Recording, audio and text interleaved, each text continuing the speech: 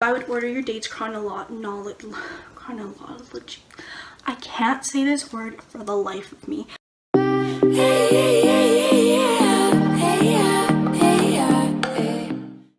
Hey guys, so today I have a quick video on tips and tricks for studying. These are all tips and tricks that work best for me. I'm not sure if they'll work for you, but I find that these are really good for me and I like to use these. A lot of people I know use these techniques as well. So I'm just gonna get right into it. Okay, so the first thing you need to know when studying is you need to read your stuff out loud. Notes, assignments, reviewing, anything needs to be read out loud. When you read things out loud, you're 50% more likely to remember than if you were just to read it over and over again. So if I were to read my notes over and over again in my head, it's not likely for me to remember it as much as it would be if I read them out loud. If you're going to type any of your notes out, I recommend typing it out in the font Times New Roman. This is the kind of font that'll give you the fastest read. It's easier to understand and read, and it's easier on your eyes as well. This is why a lot of teachers like this one when you do essays and stuff, is Times New Roman is just a much easier font to read. You need to teach what you've learned. So if that means helping someone else or saying it out loud again, or even recording what you're talking about will help. And then if you can catch yourself making any errors, then you teach yourself and fix those problems just to make sure that you understand what you're doing. Diagrams help for some people. Personally, I don't usually use diagrams or anything like mind maps, but those are helpful for other people. So mind maps or diagrams, like diagrams of the heart to memorize where they are, where what part is what or what's connected to what. Those are the kind of diagrams that you might want to use in like biology. Otherwise, diagrams aren't really my thing. Timelines are good for like history. Those kind of diagrams would work too. Mind maps, I don't really think I've ever used one really, but I'll try to find a picture and I'll show you right here what a mind map looks like. I just want to talk about the different subjects, because different subjects have different techniques for studying, and especially for me, when it comes to math, I study for math differently than I study for biology. So for math, I go over what I've done wrong.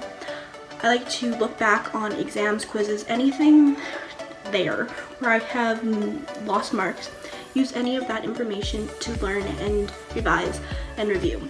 So I take those mistakes and I learn from them, figure out what I did wrong, how I can fix it in the future, and this helps for midterms and finals. When you come back to these types of questions and you need to do them again, this is what you do: is you need to look it over and you need to fix your problems in order for them to be better the next time. For math, I always look over my identities, properties, or formulas. Those things are important. Yes, my teachers do give me the formulas and identities. However, you need to know them, not just remember them. So you have to actually understand them more than remember them. Those are some quick math tips. Other than that, do your questions and solve them over and over again. That's the only way you're going to get really good at certain questions and problems, is doing them over again. It's like reading your notes over again out loud, but that's why you're actually doing the questions, and it'll help you understand better for when the test comes. Always show your work. It's easier to find your steps than mistakes that way. And it also shows the teacher that you know what you're doing. There are a lot of YouTube examples for math. I've found so many different channels that have teachers explaining math problems, especially some universal things like trigonometry, function notations, all that stuff, transformations, translations, those things, factoring, all that stuff can be found online. I will put a link in the description below of any channels that I found that work best for me when it comes to math. Aside from math, also history or like any other social science, so like native studies, psychology, I don't know what other, like those are just the ones I can think of in my own school. But this is anything that really you have to remember stuff. It feels like you have to remember it, but again, I'm going to say you need to know these things, not just remember them.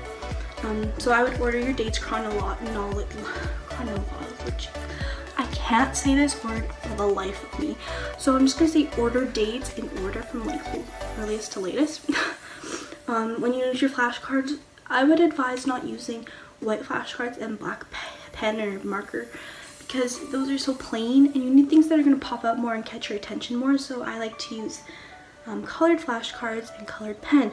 Maybe that's too much for you and you really like basic things, so maybe it doesn't work for you, but for me, that's what works the best. For biology, it's pretty much the same thing. Just read all your notes out loud. Diagrams can come into play, especially with biology. Mnemonic devices are really good for biology, I've noticed. For example, when I was doing biology in the previous year, we made a mnemonic device for classification and taxonomy. So this is an example here of what we did, and that's an example of a mnemonic device. You can also use these for things like history, psychology, all those kind of things too. Some people like to use them for math as well. I don't see, like you can do it for like SOHCAHTOA, like sine, cosine, and tan. They work really well, but for me, I just usually use them for like biology or history. When it comes to English, English is a harder one to study for, especially because most of it is assessing and reflecting on stuff and responding or composing and creating. So it's not really something you can study for. It's something you practice over your course of your semester. However, when it comes to these things, what you can do is look over essays or assignments where you have gotten things wrong or where you've made mistakes before. It's kind of like math, where you look over your mistake, fix your problems for the future. So this is what you can do when you're writing an English final or English test. If there's definitions and stuff, usually when it comes to English tests, I find that teachers give reviews. Reviews are good because then this way you know what you need to define or what you need to know for definitions, so make sure you do that. Other than that, for any other subjects, I don't really have any suggestions. With sciences, it's just like social sciences. It's knowing what you're doing and keeping track of your past mistakes and fixing them for the future.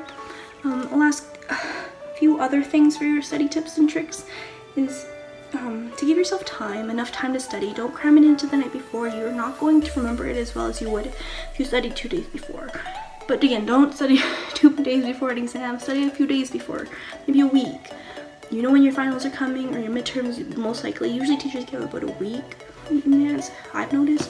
If your teacher doesn't, I apologize, that must suck. But give yourself enough time.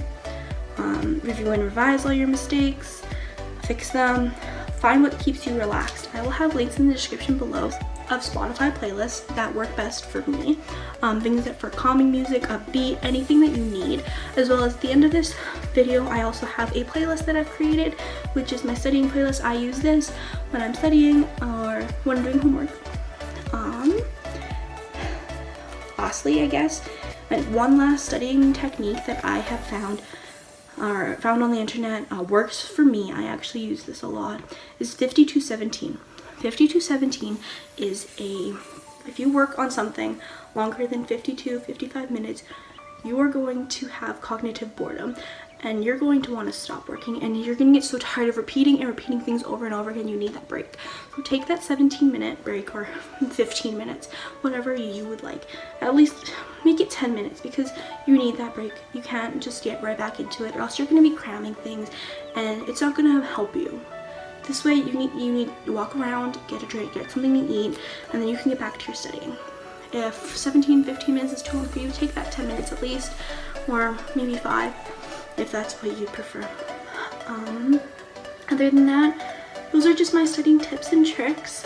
When walking into an exam, I really like to eat something first, not during, but first, or get something to drink. I like to have coffee before an exam. I never drink coffee during an exam because it makes me really anxious. I drink water during an exam, so bring water as well.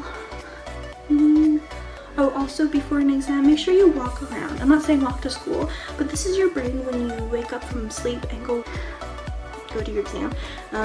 This is your brain if you walk around and have like a little bit of some body movement before writing your exam.